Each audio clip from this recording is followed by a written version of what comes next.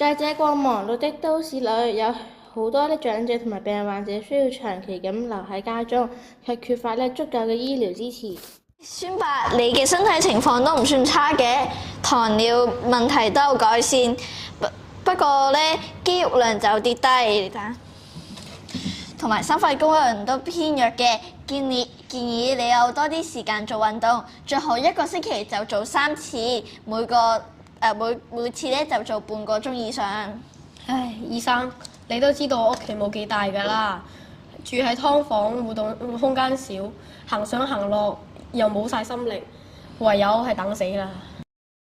孫伯，千祈唔好咁講，依家科技發達，有好多方法俾你喺屋企做運動㗎，只要你有心，即使好細嘅空間你都可以做㗎。真㗎？咁醫生你幫我介紹下啦。好啊，不如我介紹一個社工俾你認識一下，佢成日教啲老友記喺屋企做運動㗎，你可以打呢個電話俾佢。好啊，各位老友記，今日我哋嘅社區健康就喺度啦，拜拜啦，下次再見。你好，你係咪就係余姑娘啊？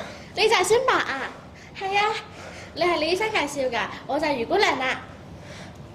唉，啲老友記都好有活力喎，我都好似想佢哋咁樣，但係我嘅身體……唉，孫伯唔使咁嘆氣㗎啦，我知道你喺屋企可能唔方便外出，我哋有個同事設計咗一個程式叫做以你共舞，即係喺屋企坐喺凳上面都可以做運動㗎。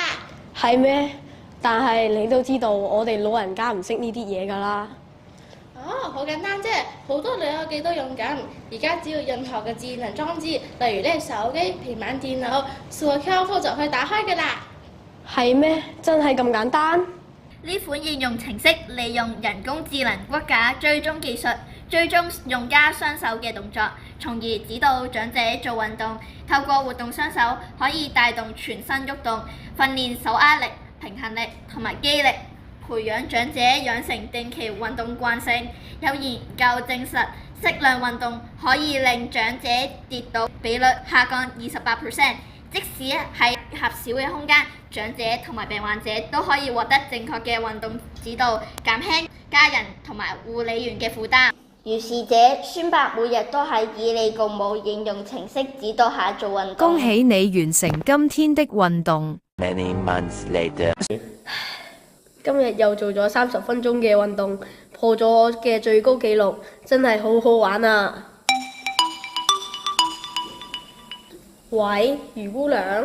喂，孫伯，啱啱做完運動啊，聽你把聲好似都精神咗好多喎。係啊，我依家每日都做足30分鐘運動。李醫生話身體好咗好多，覆診都少咗啊！我真係要多啲介紹俾身邊嘅老友記先。以你共舞，讓長者活出健康人生。